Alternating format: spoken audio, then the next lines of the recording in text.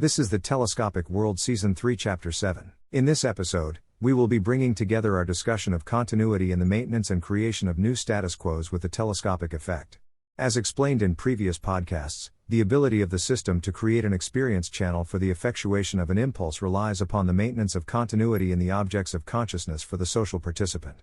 In order to maintain an experience channel created by displacement or appropriation, the physical signposts and objects which describe the particulars of the social participant's life must be arranged in such a fashion that continuity is maintained. The rearranging of the physical signposts of a person's life, the creation of an objective discontinuity between two states of being, has the effect of disconnecting the two states. The telescopic effect documents the link between the general, that is, the objects of consciousness of the global actor, and the particular, that is, the objects of consciousness of the local actor. This effect is ultimately one which integrates the consciousness of both actors, by creating continuity between the disparate organizations of the objects of consciousness. In this case, since the local actor's objects and the particular symbolically represent global objects within the general, the feedback loop between the general and the particular generates continuity. Dissonant spaces in effect then are continuity-breaking actions. Actions which impair the top-down nature of the telescopic effect, which ordinarily restricts the social participant in the particular from effectively reorienting their objects of consciousness.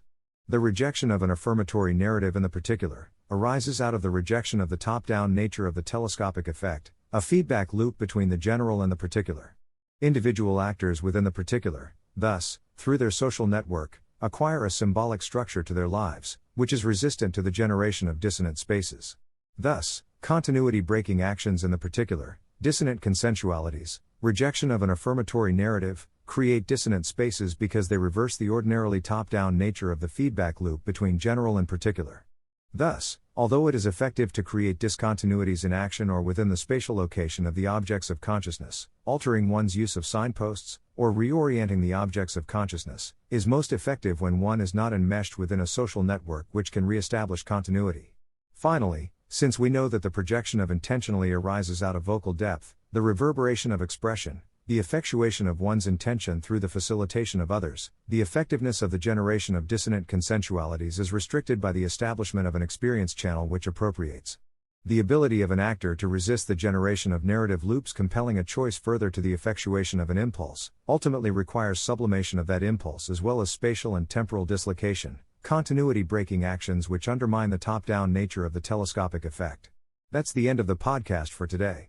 If you enjoyed it, please like, comment and subscribe.